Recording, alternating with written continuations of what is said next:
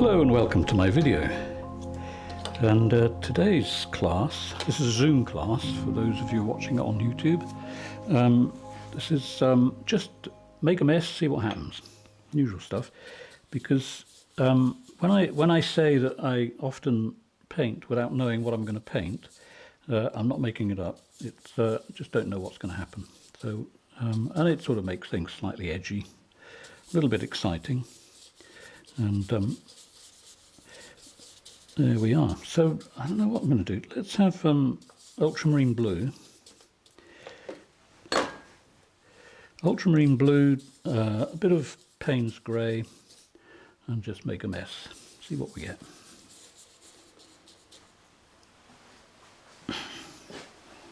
Right then, what will we get? Now I'm going to insert a picture on the screen.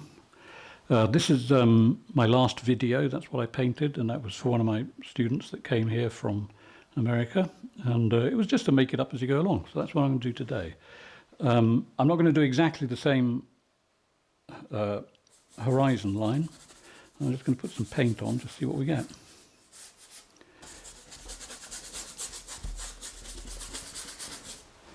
Because you never know, and I like the you never know aspect. So this is well, actually, no. Am I going to use that? Right, no, I don't want to waste a good blending brush. I'm going to use one that's slightly used before. It's a little bit.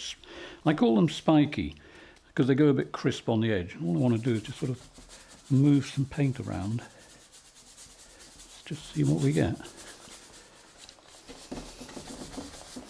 It'll turn into something. I usually do. So that same colour. Now I'm doing something a little bit different today. For this sort of painting, I do like the paint to be a little bit on the drippy side. So I mean, it won't fly off, but it's just slightly more drippy than I would normally have. So let's just get some colour on there and just do it.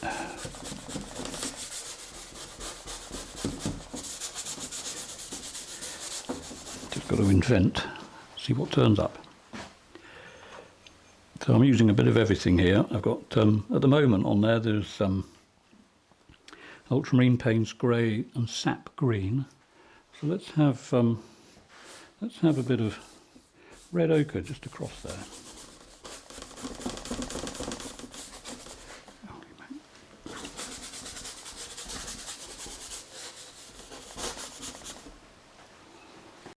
Okay. What do we get if we do this?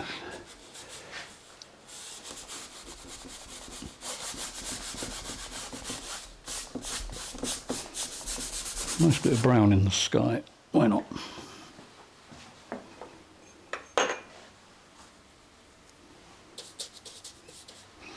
Right, bit of everything on here now.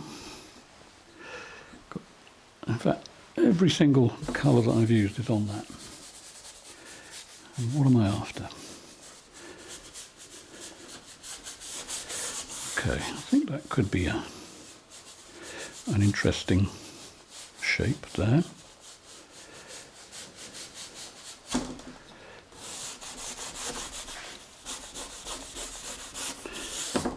Let's get a bit more grey in the foreground. This is almost like that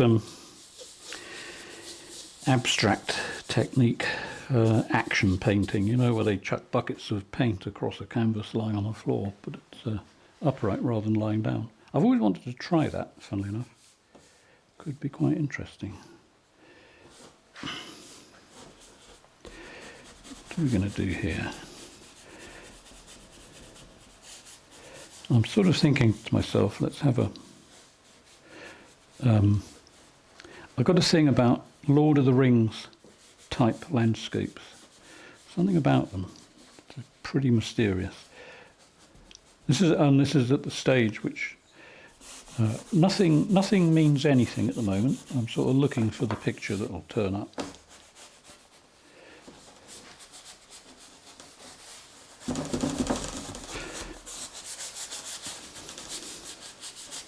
There's this thing about YouTube is that with some viewers, if you don't get them in the first 18 or 20 seconds, you'll never get them. So hopefully this will pique someone's interest. Okay, right, different brush because that's too brown for what I want next. I've got a green one and I've got a brown one. Okay, let's have this one. So it'll be ultra bold. Now, even all those colours on there, you see, are really messy and untidy. There's no reason why I can't suddenly become tidy on top. See, isn't it interesting how the royal blue takes out the brown, just sort of zaps it completely.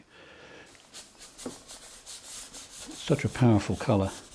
So I'm just going to sort of scrub that on there. And I'm going to drop another picture in YouTube. The reason I say that, by the way, is because I know we're already in YouTube, but to the people watching as I paint, they're not on YouTube. So anyway, this painting is one from about, I don't know how many years ago, 6 or 7 years ago maybe. So think crazy skies. Whoops. So let's just chuck a bit of that on there.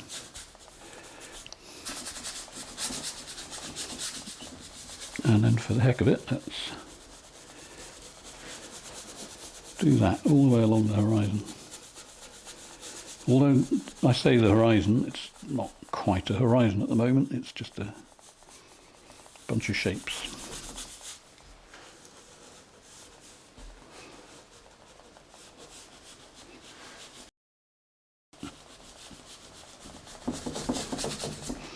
Right, so dare I say it, a bit of Japanese red.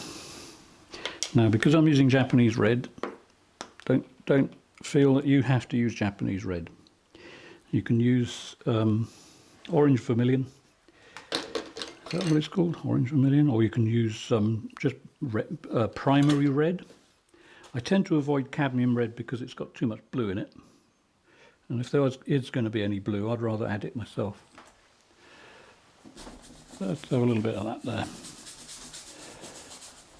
Doesn't matter what it does at the moment.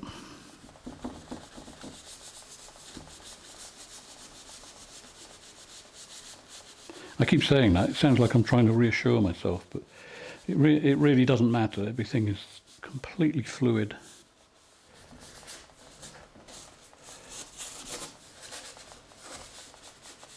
Okay, that's a nice start.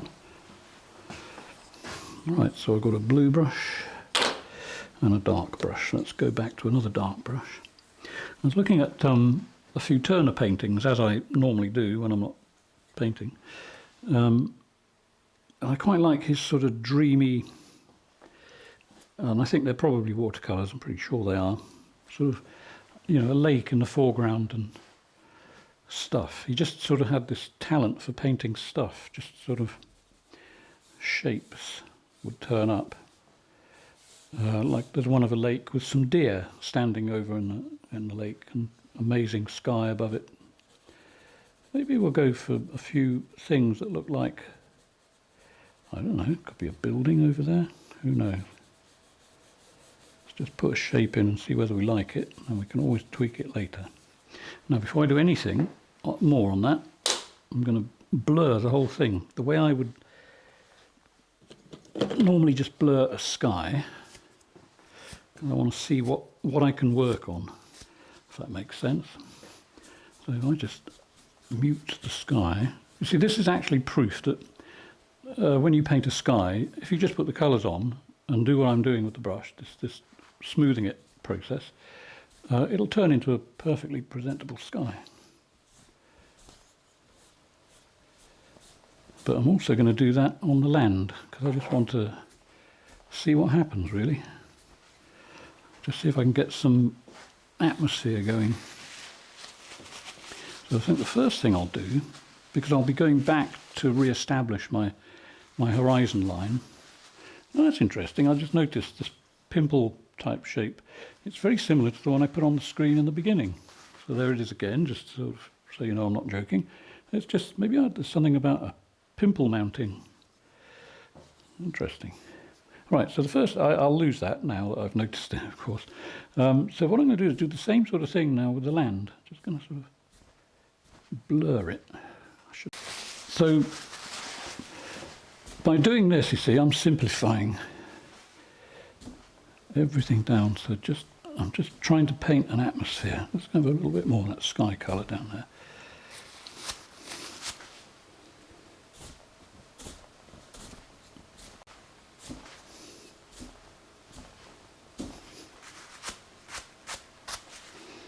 Okay, now let's see what happens when we do it that way. Don't like that, so let's go back to that way. See, now when I've got it all nice and blurry, I'll start to put things on that have a little bit more definition, but I think I've definitely really got to lose that pimply thing there. Nobody wants a pimple. There we go. So let's see what happens when we do this. Piece of paper. What should we do with a piece of paper? Let's have some light there just for the heck of it. Let's just see what I can turn that into later. It's going downhill deliberately there. Normally I go on about how, you know, when you stand at the side and you try to get a horizontal line, it always goes downhill. That's a deliberate downhill line. However, I will put something here to stop people going off the picture. But maybe, you know, it's one of these things, you see, I've sort of got it in my head that you've got to keep people in the picture by not letting the picture pull them out. Maybe it doesn't matter that much. It looks like something that you're seeing through a window with condensation on it, or a piece of frosted glass, which I actually quite like, but I will I'll get sort of back on my normal look in a minute. But I'm toying with the idea. The reason I want to do this is because I think it'll make things look further away when I add something in the foreground that's more crisp. But my main focus at the moment is to sort thing out with this pimple here. So let's just grab some paint and just sort of reshape that.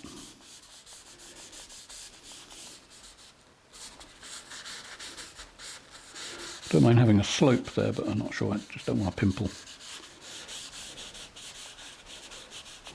Let's see what we can do in there with a few bits of. This is, I guess we're on the. It's just like abstract landscape.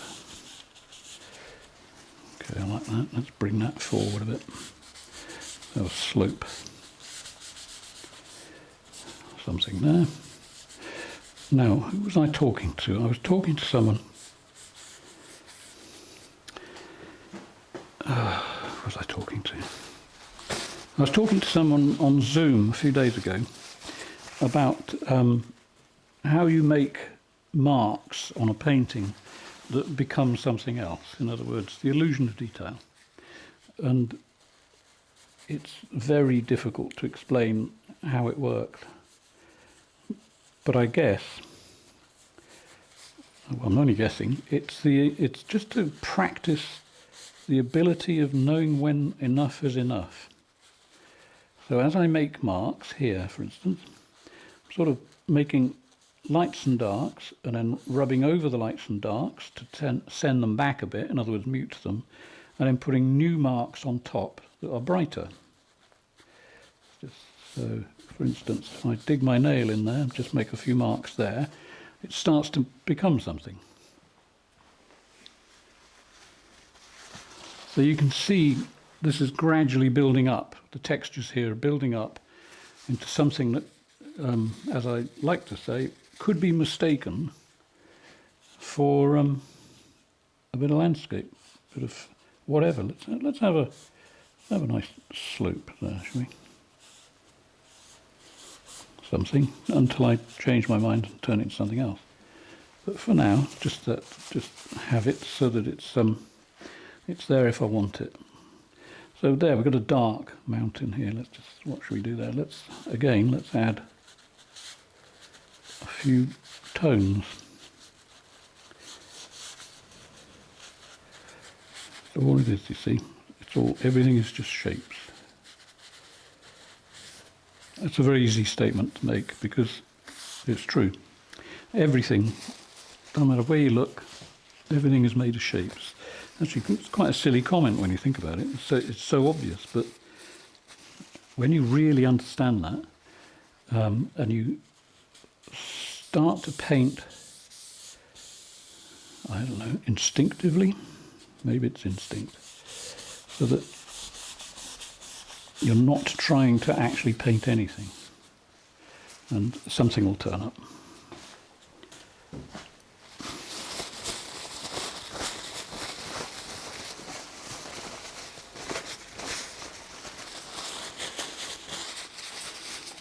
So I'm just going to get some white paint.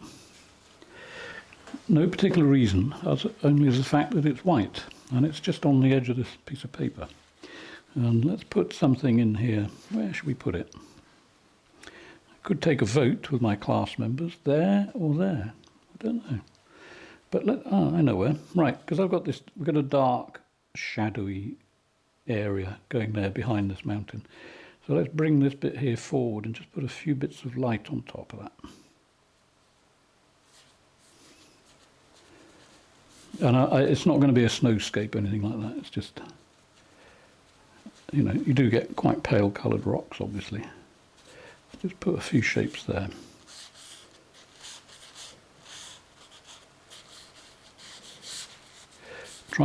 What I'm trying to do, I suppose, is teach you to be free.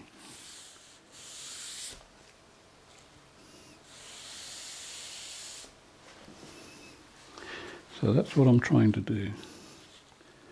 Let's put a few lines here just for, again, I keep saying that, I'm going to stop. Got to be very careful, you know, when you make videos, there's certain things you can repeat, things about technique, but there are other things I repeat. And when I'm editing my video, I cringe. So what should we do in the sky? Let's get some Japanese red again, but on paper. Where are we going to put that? Do we need a lot of Japanese red in the sky? Well, why not, eh? Why not? Just put a lump up there.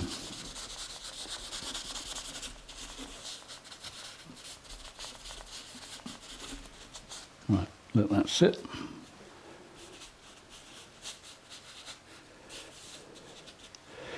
Okay, and then something I did also on the painting I showed you at the beginning, I won't put it on the screen again, but it's this thing about light cloud next to a hill, and you do that with a palette knife, and it just brings out a part of the sky and a part of the landscape that you want to elaborate on. So I'm going to actually, normally I used to see I would go over there and I'd work over on that side, but I think that's already got a bit of light in the sky there. That seems to be crying out for a bit more, but I think, do I want to do it on the left-hand side? Right, so a bit of cloud that's appearing behind the hill, let's just put it on there.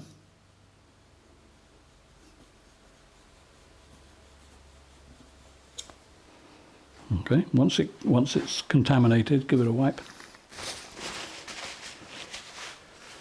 So there's a nice lump of paint here, so I can use that. So I just go in there, push that. Let's just see what we get cloud-wise. This is not intentionally a volcano.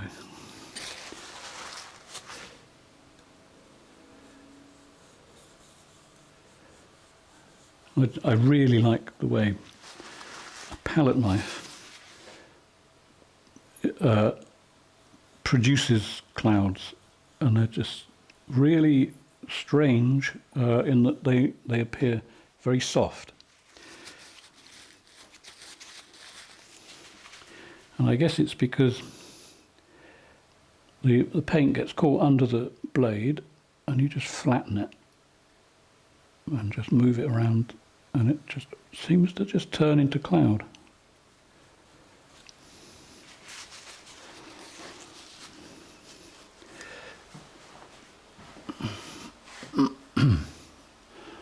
Okay. Right, so this hill, now I've got a dark top to the hill, and it's looking a bit red to me. I'm going to just try something. Just going to sort of do that into the paint. See what we can build up. We'll see what we can invent, rather. So this is the exciting bit for me now, because the colour of the sky and the colour of the hill start to merge together. So it almost gives the feeling of the clouds touching the top of the mountain. Let's have a few lines up there. And then flatten them again. Texture. Everything's about texture and shapes.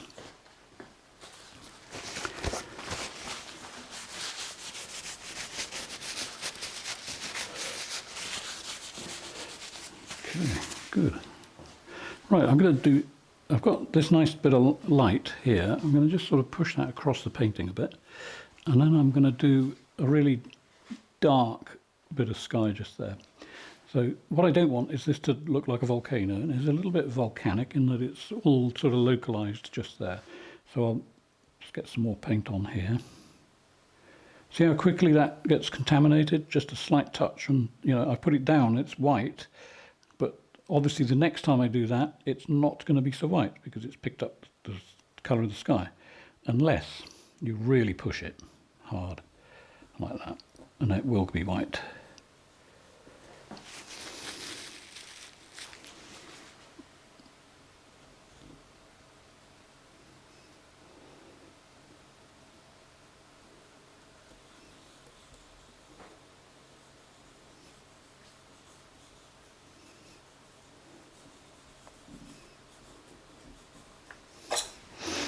Okay.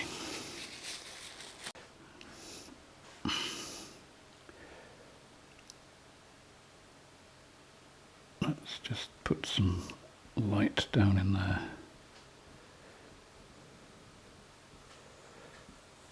So now what I hope you get from this is that the usual stuff actually. You don't need a pencil. You don't need to necessarily make sketches to plan ahead. It's up to you. Some people can't do it unless they do that. Some people have to make, thumbnails just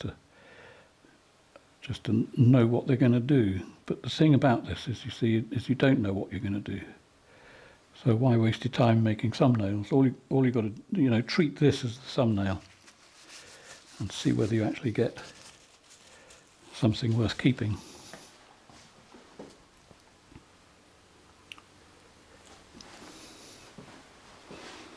Don't know what we'll do down there yet. I have a vague idea, but not totally sure.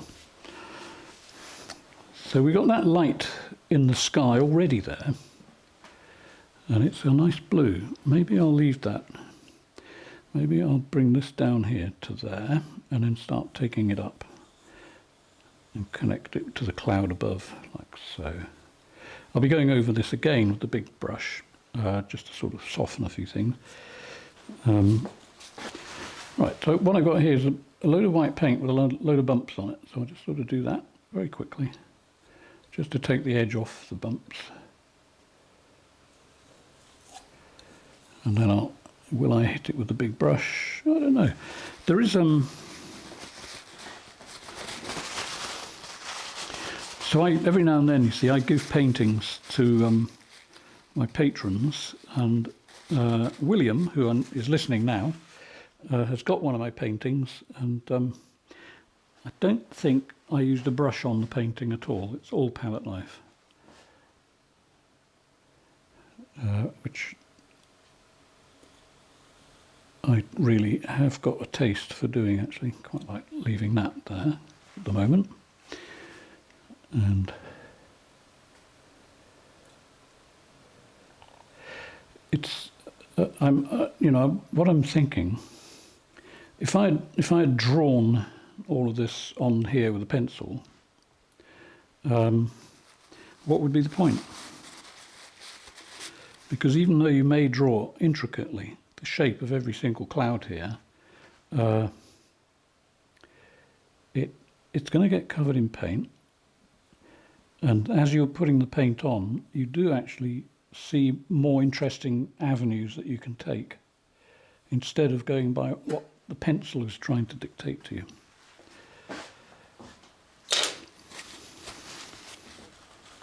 Might have to think about editing that bit out, because I'm not sure it makes sense, but anyway. Okay, so I'm going to do some more blurring, not with a giant brush, because I've obviously got a few tight gaps to get through here. So I'm just going to use this one very, very lightly, because I actually quite like what's on there. I just want to sort of just take the edge off it a bit. Now, when there's a lot of paint, you've got to watch out for this. There's some lines that are coming here. It's easily fixed. Just keep the smoothing brush reasonably well clear of paint.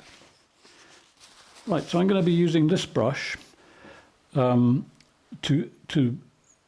just mute the paint a bit, but instead of lots of back and forth swishes with the brush, do one or two and then wipe your brush, because there's so much white paint on there, it will pick up. So you don't want that.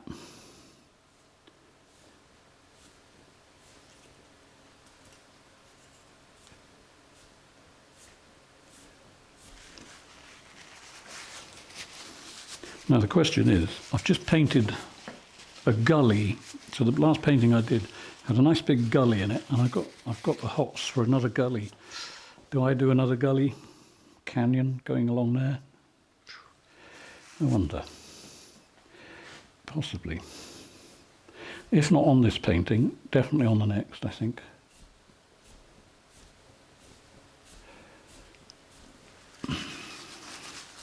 Okay, so I think maybe I'm happy with the sky for the moment. So that sort of disappears into almost like a mist there. Over here, I think we're going to have a bit more drama up there. Now I can do the same thing with a palette knife. Instead of using white, I can use a really dark grey with a load of other stuff thrown in. So let's just see what we get. So this is Ultramarine Payne's grey. Whatever else is on the palette, which is let's have a little bit of royal blue. No palette camera on this one because I've been having issues with it, so I'm not going to do it on this one.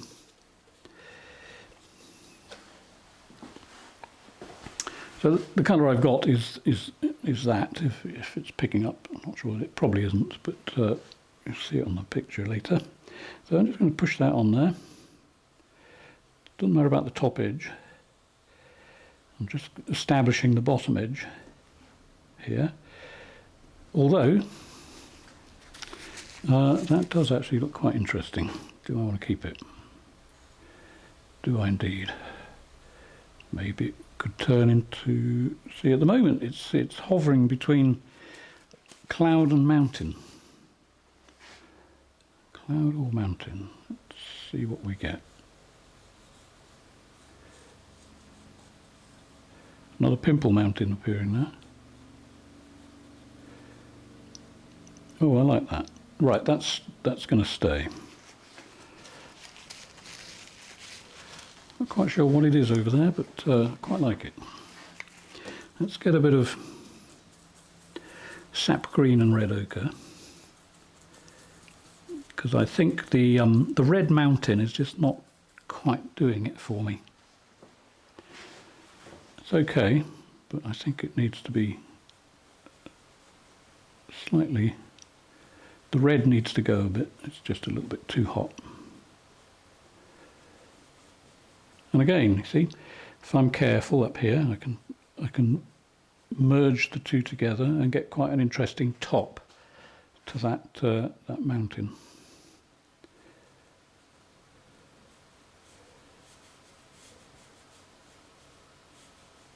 Okay, definitely that, yeah. Now that, you see, when I come across here, it's going to meld nicely with what's going on over there. Now, what I wanted was a bit of dark sky there, but actually I quite like distant mountains, even more mountains going back there.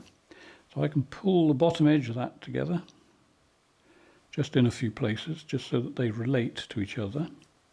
Interesting thing, making things relate. It's just how you use local colour. In other words, this colour here has got some of that colour in it. So everything's in tune. That's what I'm after. So I have a little shape here. Let's do it for the heck of it again. That's the thing I keep repeating. Everything's for the heck of it. Got to change that. Right. There we go. There's some form on the mountain which makes it look more mountainy. Okay. So.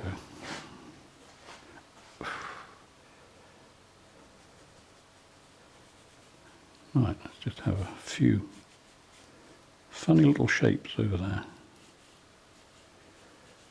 If you look at the Mona Lisa and look at how Leonardo painted the background either side of the Mona Lisa, apart from making a bit of an error, well, they think it's an error, but because there's a lake behind him on this side, I think it's higher than the lake on that side, but who knows? But it's all very quite loosely painted in comparison to the to Mona herself.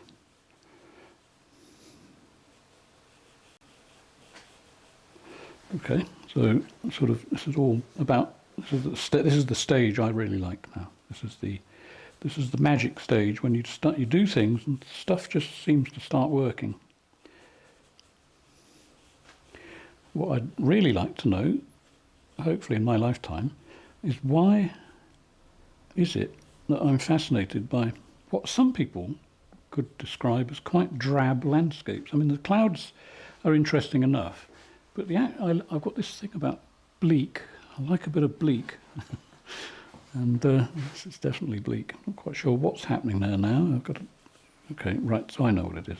It's an outcrop of a pale coloured rock, so we'll just sort of drag that down. Get some shadow down here.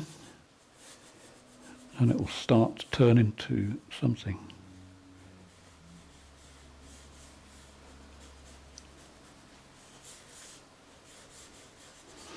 Do I put in a crevasse? I'm fighting the crevasse at the moment. I've been saying it for years, but what I'd really like to do is a really big painting. I mean, something enormous, like 6 foot by 8 feet or something.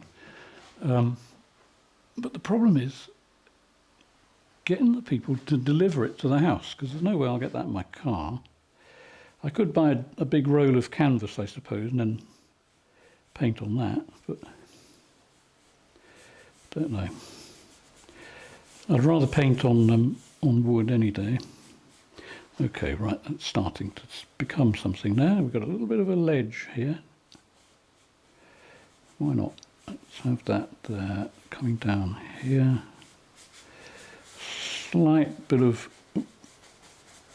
darkness, because this is all getting closer to us now. So let's just put something dark on there just for, I'm not going to say it, just because I want to. Okay, so let's just start bringing stuff into the foreground, although not in a hurry. I don't want it to suddenly be right at our feet here. I just want it closer than the mountains. Now the trick to getting mountains to look like mountains, okay, so even though I don't paint detail, what I've got to do is paint some stuff in that's slightly fussy. It's got to look, the mountain has got to have lots of bits to it, rather than simplifying it down, so that it has scale. Does that make sense? The more intricate bits of texture I can get on that hill, the more it will look like a hill. And it's starting to go that way. Okay, let's do a little bit of something over on that side in a minute. So down here, what are we going to put here? Let's start out by just making a big shape there. Okay, don't like that much. Doesn't matter though. At least it's all right. Supposing you're painting and you get some people get artist block during the painting, not necessarily before they start painting, so they can't start painting, which is quite an uncomfortable feeling. The thing to do, if you have artist block, is perhaps leave the subject that you think you're going to paint and do something like this, so that you're not really painting anything. So this can't be wrong, if you know what I mean, because who's to say this doesn't exist somewhere? So if it doesn't exist anywhere, you can't actually do it wrong. It's always going to be right. Takes away another level of pressure.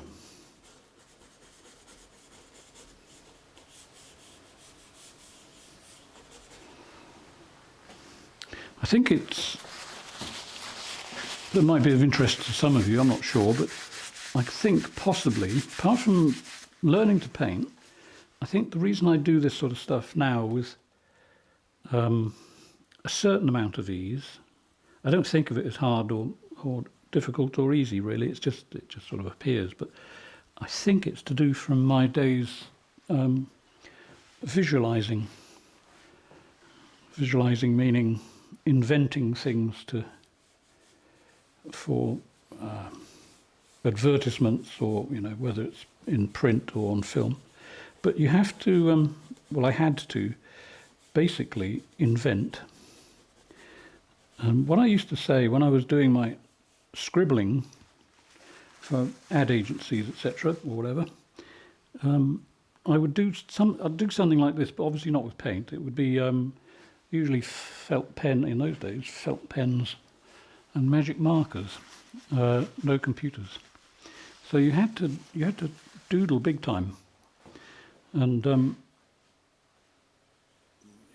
you're well aware that the customer is waiting for you to produce something, and they don't really want to wait too long. What am I going to do here? I'm not quite sure what I'm doing there.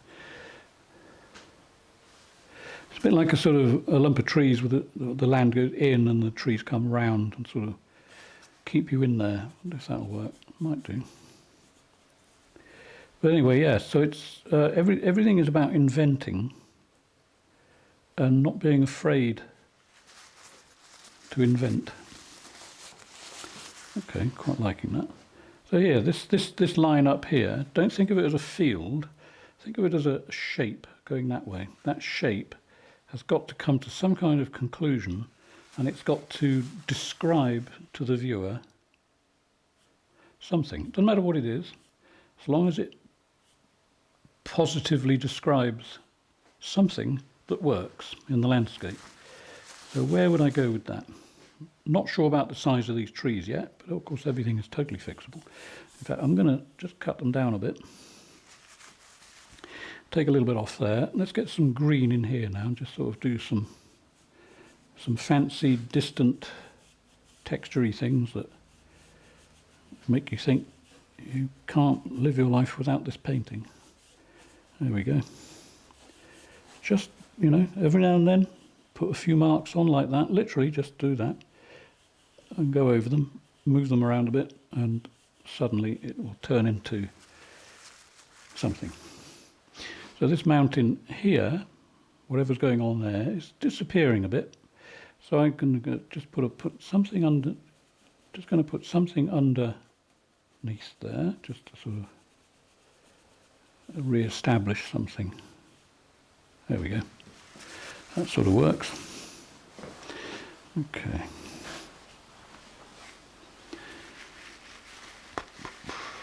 Okie dokie. Right, so the green, we got green in the foreground. And we got this pale reddish colour from where I wiped off the paint.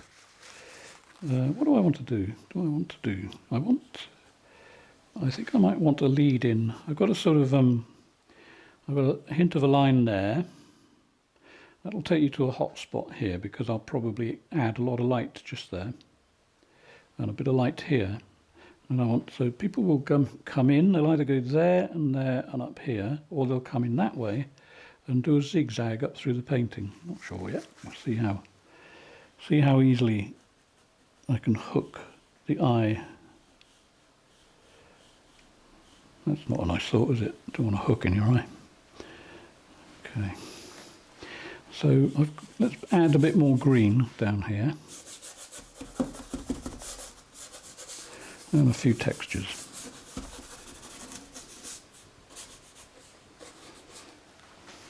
See, now when I do something like that, as I repeat and repeat and repeat, that is not final. That's for me to sort of look at for a second and then assess, do I want it? I do, but I also want this, I think. I like that, but I think that needs to go in there. Much better, much better, much better balance. So I'm going to keep that. Let's take it right down the bottom. So we've got an interesting bit of open ground here that's got light hitting it.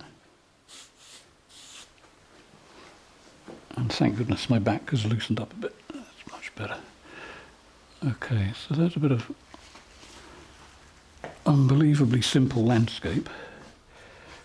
Although I'm not finished yet, still going to fiddle with it a bit more. Because remember what I said, when you put fussy things in, you get scale.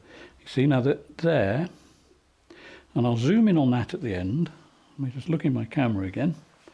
I keep doing this back and forth thing because I want to see what you're seeing, rather than me seeing the painting only. I want to see it small. And so there are some trees. One of them is leaning that way, and it's got a tree trunk. There's a couple here that have got little tree trunks, but it's enough to tell you that. Okay, it's just enough. It's not like I spent hours trying to paint trees. There's another one. There's a bunch of them now coming along here. They're totally out of control. Trees everywhere. It's like a plague of trees coming through there. You'll see it. I will zoom in later and you'll see what I'm talking about. So there we are. There's a bunch of trees complete with tree trunks, and all I've done is touch like that and turn it a bit. Let's have another one there.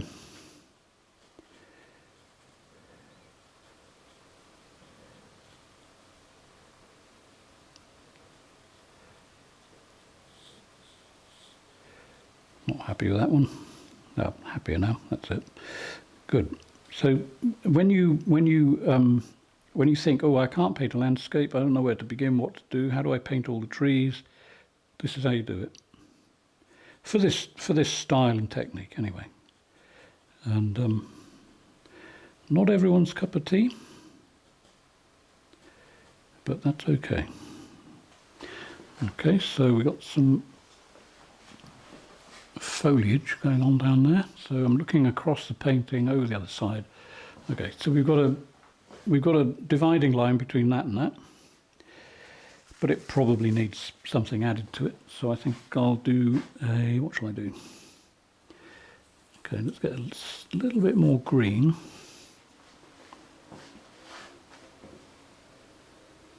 Okay, got that. What am I going to do here? Let me think out loud. Okay, foreground. Right, this I don't know what you call it. I mean, it's a field, but it's not an agricultural area. Let's put it that way. It's just a bit wild. It probably needs a little something in there that is like essence of tree. Might not keep that, but at the moment, let's just sort of do it. Just see what we get. And then here, maybe slightly bigger. Literally just dab, dab, dab, dab, dab. Something down the bottom that might look like a trunk. That could be completely temporary, I don't know. But they're sort of in scale and in perspective. They've got the right size ratio difference, I suppose. Slightly bigger there, maybe. Okay, that's that. Okay. Let's just have something over here. There, not sure there, but here I think there needs to be something either between this light area and that darker area, or something in the foreground may need to sort of just cover it there, I think. Let's just try that. Okay, so it's got a slight lean to the left, nice untidy bottom edge to it. I can work into that, that's good. Let's have a few twiggly bits there. Notice it's sort of leaning into the picture, very slight. Not sure I like it. I'll leave it for a few minutes, and then if I don't like it, I'll just get rid of it. So let's just put some shapes and textures here and take that off the edge. Okay, like that, I like that, good. what are we going to do down here? Let's just sort of, I'll tell you what I'm going to do. I'm just going to sort of just do this over it a bit. Very, very loosely. And incidentally, just in case you're interested, the amount of paint that is on there at the moment, I always compare things to thimbles, but if I scraped all that paint off, it probably wouldn't fill a thimble. It may be close, but it's not going to be much more. There's a lot more left on the palette, obviously. Usually is, anyway. But yeah, this is not a lot of paint. And by keeping the amount of paint low, like that, it means that I'm not going to get bogged down. Okay, think I like that. I'm not sure about that tree yet. Don't like it now. No, gone off it. That's it.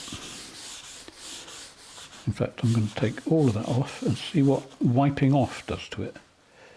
Actually, I like the wiping off bit. Let's try, let's just have a shape there as well. Let's just put one that way. Sorry if I got in the way there.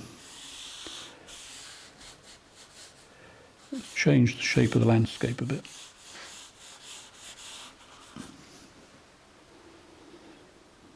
Yep, yeah, definitely. Okay, a tree down there was just too predictable. I don't particularly like too much predictable. Trying to give it up. This bush, yeah, I'm not sure about that now either. Let's just take it away, see what it does to the landscape when I do that. Okay, it adds shapes. See, you're putting in shadows, lights and darks, and creating a certain amount of form. Let's have a little bit more there. Don't like that tree down there now. Let's turn it into something slightly smaller. Yep, good. Right, let's try something else now.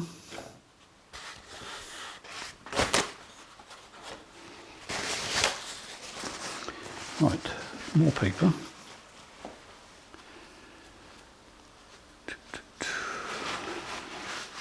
Right, I like the warmth. Now, hopefully you can see it on the video.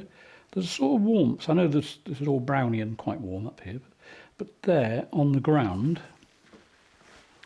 it's quite a nice, almost sandy patch there. Quite like that. I can increase that because I know there's red underneath here. So if I just take that away a bit more, that spreads it without troweling paint on it. It just sort of spreads it a bit. Now the reason I got this is over in here, I just want to get a few little things in there that are going to grab the eye. I've got that light stony effect there. I'm not totally enamoured with it, so I'm going to just sort of add a few marks just to sort of break it up a bit, pull it into the surrounding vegetation. There we go. I think that's slightly better. But I wanted to add a few bits up here too.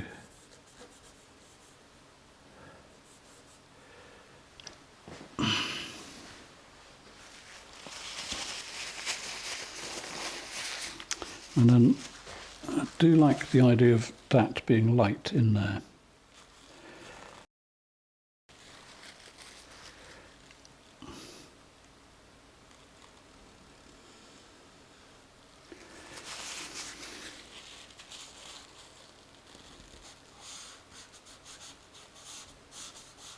Now the thing about adding light, like this, I do this often actually in paintings. I add a bit of light into something, and what you don't want it to look, well, you don't want it to look as though it's plonked on the top of everything else. And the way you get rid of that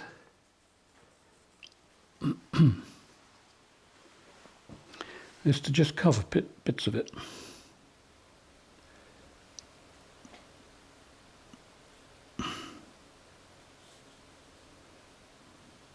Not quite what I'm after, but it'll probably do. Yep, gone off it. My goodness, I'm so fickle. Right, that's better. That's actually more what I want. Okay.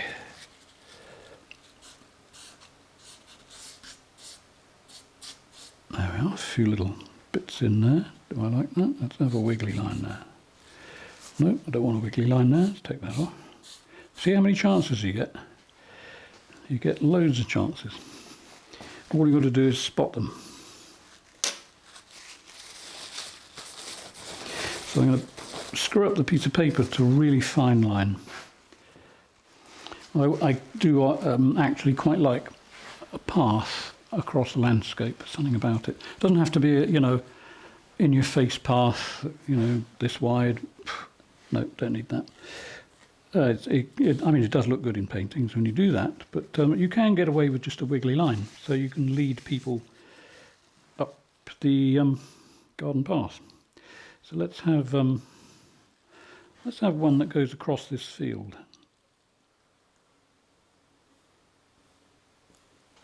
There's one. I wonder if you can actually see that. I try to avoid zooming in and out too much, because I know it irritates some people. But as I say, you'll see it at the end. So there's a path across that field, so it disappears behind the trees there. So where does it go? Okay, well, it comes out. Where does it go? Yeah, it comes from, let me think. No, I don't want it to come right to us. I want it to be across the landscape. So I think we'll just sort of come up here a bit, and then we'll put a few wiggles across there. So you come across here, wiggle along there a bit, and disappear in the bushes here. And then the other side of the trees, there's a little hint of it there and there. Well, not there. There. And it could reappear over here, and it just sort of wobbles off across the landscape. Like so. Maybe it's a stream, although it's not particularly a good stream because it sort of goes uphill, but there you go. Okay, now let's just add a tiny bit of light to those trees. But really, the thing I hope you're picking up from this class, I said it a minute ago, I think, be inventive. Just sort of just let your mind wander.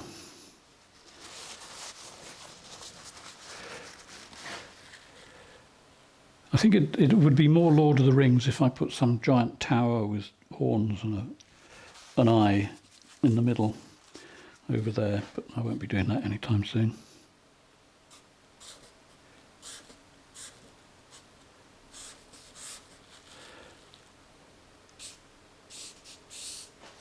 Actually, when I think about it, a few times I've thought this. I would like to have been involved with those films, just as just a small name in the cast list. That, I don't know what it would be. I suppose image invention, so that you give the computer people an idea of something to work on. But I have to say, there's some serious talent around doing that now. It's quite breathtaking, some of the stuff they do.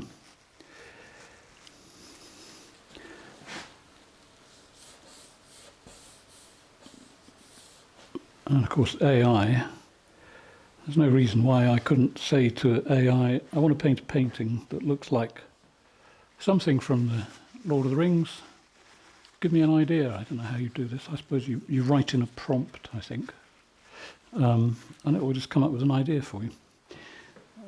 I suppose it's sort of interesting in a way, but it's some people think it's cheating. It's not really cheating, because you know, all artists have copied other artists for millennia. So yeah, I think we're almost done on this.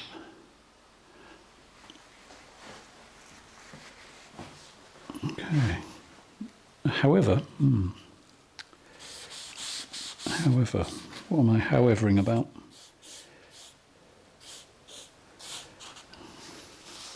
There's an awful lot of nothing there. It's totally without a crevasse, isn't it? Do I want a crevasse? I suppose I could put one in.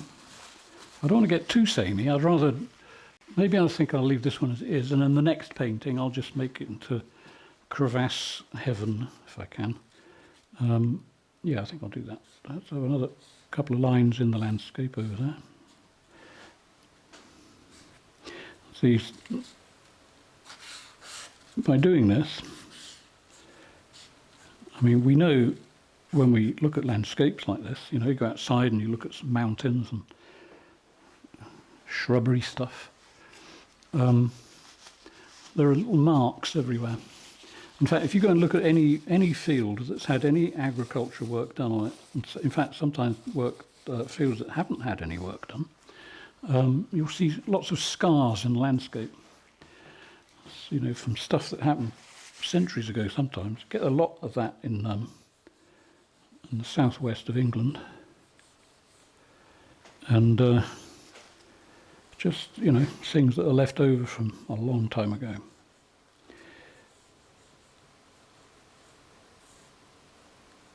There we are, it's just a few light things on the horizon. And I think that might be it for today. This is one of these, obviously another one of these where I'll probably do some glazing. I've got so many paintings though that need glazing, but I think I'm reasonably happy with that. Okay, so I think we're about done on this, so thanks for being here. Hope you learned something, hope you enjoyed it.